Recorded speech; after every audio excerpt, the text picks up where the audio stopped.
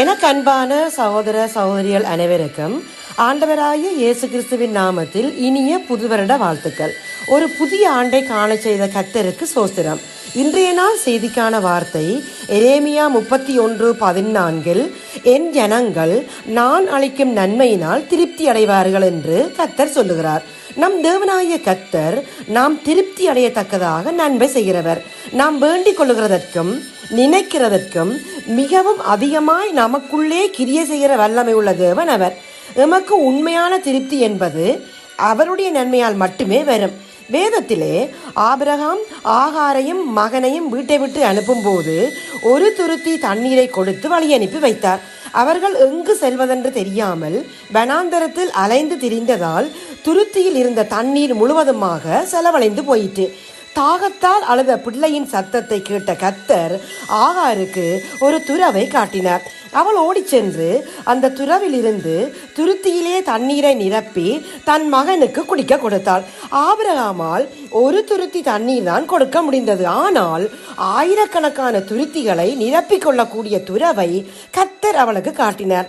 கர்த்தர் நன்மையானதை தருவார் என்று சங்கீதம் 85:12 கூறுவதால் நாம் செய்ய வேண்டியது யெகோவா ஈரே எல்லாம் பார்த்து கொள்வார் என்று அவரை விசுவாசிப்பதுதான். இதோ உங்களுக்காக ஒரு குட்டி கதை. ஆச்சிரமம் ஒன்றில் இருந்த சீடன் ஒரு நாள் ஆச்சிரம வளாகத்தில் மரக்கன்று ஒன்றை நட்டு வைத்தான். மரம் நன்றாக வளர வேண்டும் என்பதற்காக ஆண்டவரிடம் வேண்டிக் கொண்டான். ஆண்டவரே, இந்த மரக்கன்று சீக்கிரம் வளர வேண்டும், எனவே நிறைய மழை பெய்ய வேண்டும். அவனது வேண்டுதலின்படி ஆண்டவர் மழையை பொழிய வைத்தார். இடைவிடாமல் பெய்த மழையால் அந்த மரக்கன்று நீரில் நன்றாக ஊறி இருந்தது. இதை கண்டு பயந்த சீடன், இறைவா, மழை பெய்தது போதும், மழையை நிறுத்திவிட்டு வெயில் அடிக்கும்படி செய்யும் என்று வேண்டினான். சீடனின் வேண்டுதலின்படி மழை நின்றது, வெயில் கொளுத்தியது. இதனால் அந்த செடி வாடத் தொடங்கியது. இதை கண்டு சீடன் பதறி போனான். உடனே இறைவனிடம், இறைவா, வெயிலும் வேண்டாம் மழையும் வேண்டாம், பனி ஒளியட்டும் என்றான். சீடனின் விருப்பப்படி பனி பெய்தது.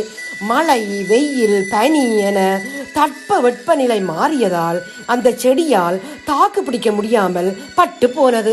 இதனால் மனவேதனை அடைந்த சீடன் ஆச்சிரம குருவிடம் போய், இந்த இறைவனுக்கு கருணையே கிடையாது, அவரால் நான் நட்டு வைத்த செடி பட்டு போனது என்று புலம்பினான். என்ன நடந்தது என்று சீடனிடம் கேட்டு அறிந்த குரு, தன் படைப்பில் எதற்கு எப்போது என்னென்ன தேவை என்பது இறைவனுக்கு தெரியும். நீ உன் சுயநலத்துக்காக அதை மாற்ற நினைத்து வேண்டுகோள் வைத்தால் இப்படித்தான் நடக்கும் என்று கூறினார்.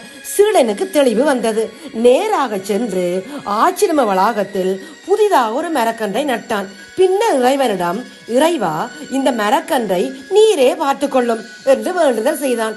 இறைவனின் விருப்பத்துக்கே விட்டுவிட்டதால் அவர் அந்த மரக்கன்றை பெரிய மரமாக வளரச் செய்து அது பலன் கொடுக்கவும் அருள் செய்தார். நம் ஒவ்வொருவருக்கும் என்னென்ன தேவை என்பது பரலோகத்தில் உள்ளவன் பரம தகப்பனுக்கு தெரியும்.